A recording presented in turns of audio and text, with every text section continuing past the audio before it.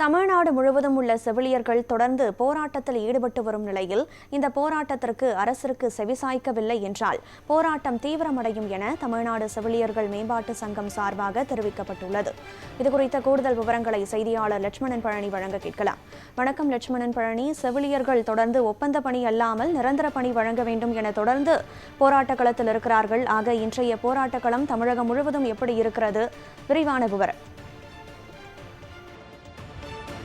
தமிழகத்தில் பார்த்தோம் என்றால் செவிலியர்கள் கடந்த 15 வருடங்களாக அடிப்படை முறை, அதாவது அடிப்படை ஒப்பந்த அடிப்படையில் பணிகளை வழங்கி வருவதாக குற்றச்சாட்டை முன்வைத்து கடந்த 6 நாட்களாக தொடர் போராட்டத்தில் ஈடுபட்டு வந்தனர். குறிப்பாக கடந்த 6 நாட்களுக்கு முன்பாக சென்னையில் இருக்கக்கூடிய இந்த எழும்பூர் பகுதிகள் தான் இந்த 500க்கும் மேற்பட்ட இந்த செவிலியர்கள் தொடர் போராட்டத்தில் ஈடுபட்டனர். குறிப்பாக முதல் நாளாக இந்த போராட்டத்தை மேற்கொள்ளும் பொழுது கடந்த 15 வருடங்களாக செவிலியர்களாக இருக்கக்கூடிய இந்த நர்சஸ் முறையும் பார்த்தோம் என்றால் அடிப்படை, அதாவது ஒப்பந்த அடிப்படையில் மட்டுமே பணிகளை வழங்கி வருவதாகவும் நிரந்தர அடிப்படையில் பணி வழங்கவில்லை என தொடர்ந்து கண்டித்து போராட்டமானது நடைபெற்றது. இந்த போராட்டமானது அடுத்த கட்டமாக சென்னை செங்கல்பட்டு மாவட்டம் அருகில் இருக்கக்கூடிய இந்த ஊரப்பாக்கம் பகுதியில் தான் இந்த போராட்டமானது கடந்த 6 நாட்களாக நடைபெற்று வந்தது.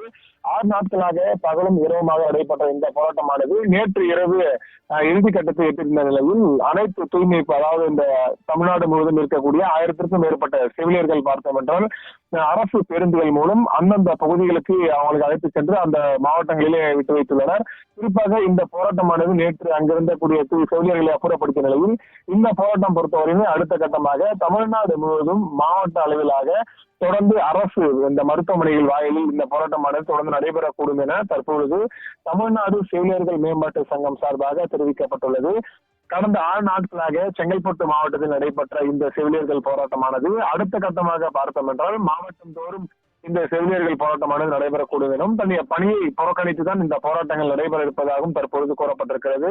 குறிப்பாக அடுத்த 2-3 நாட்களுக்கு மாவட்டத்தோறும் இந்த போராட்டங்கள் நடைபெறும். அதற்கு பிறகாக மீண்டும் சென்னையை படைநோக்கி தொடர்ந்து இந்த போராட்டத்தை நாங்கள் முன்னெடுக்க இருப்பதாக தற்போது தமிழ்நாடு செவிலியர்கள் மேம்பாட்டு சங்கம் சார்பாக தகவலும் தெரிவிக்கப்பட்டிருக்கிறது. இந்த சென்னையில் மட்டுமே 1000க்கும் மேற்பட்ட செவிலியர்கள் தொடர் போராட்டத்தில் ஈடுபட்டு வந்தனர். ஆனால் தற்பொழுது பார்த்தோம் என்றால் ஒவ்வொரு மாவட்டத்திலுமே இந்த அரசு மருத்துவமனைகளில் பணியிடக்கூடிய இந்த செவிலியர்கள் தொடர் போராட்டத்தில் ஈடுபட உள்ளனர்.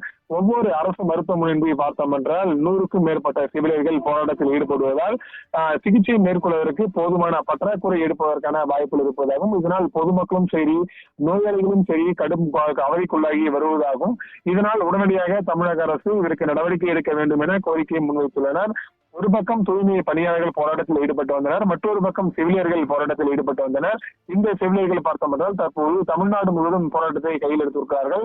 அடுத்த கட்டமாக ஜெட்-2ஜியோ அமைப்பினர் தொடர்ந்து ஜனவரி மாதம் போராட்டங்களை மேற்கொள்ள இருக்கிறார்கள். குறிப்பாக தமிழ்நாடு பார்த்தோம் என்றால் ஒரு போராட்ட களமாக தான் மாறி இருக்கிறது.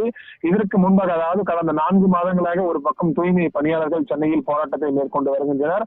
இந்த போராட்டமானது தமிழ்நாடு முழுவதும் பரவி இருக்கக்கூடிய நிலையில் தற்பொழுது பார்த்தோம் என்றால் செவிலியர்கள் போராட்டமானது கடந்த 6 நாட்களாக சென்னையில் நடைபெற்றது. பிறகு 7ஆம் நாட்களாக தமிழ்நாடு முழுவதும் நடைபெற்றுள்ளது. அடுத்த கட்டமாக ஜெட்-2ஜியோ அமைப்பினர் பார்த்தோம் என்றால் ஜனவரி 5ஆம் தேதி முதல் அவர்கள் நாடு முழுவதும் இந்த போராட்டங்களை மேற்கொள்ள இருப்பதாகவும் கூறப்பட்டிருக்கிறார்கள். குறிப்பாக அடுத்தடுத்த நாட்களாக போராட்ட களம் என்பது வலுவாக போகுமே தவிர குறைவதற்கான வாய்ப்புகள் இருப்பதும், மேலும் இந்த கோரிக்கைகள், அதாவது செவிலியர்கள் கோரிக்கையாக இருந்தாலும் சரி தூய்மை பணியாளர்கள் கோரிக்கையாகவும் சரி உடனடியாக நிவர்த்தி செய்ய வேண்டும். இல்லை என்றால் இந்த செவிலியர்களின் போராட்டமானது அடுத்த கட்டமாக தீவிரமாக இருக்கக்கூடும் என தற்பொழுது தமிழ்நாடு செவிலியர்கள் மேம்பாட்டு சங்கம் சார்பாக தன்னுடைய கருத்துக்களையும் பகிர்ந்துள்ளார்கள் என்பதும் குறிப்பிடத்தக்கது.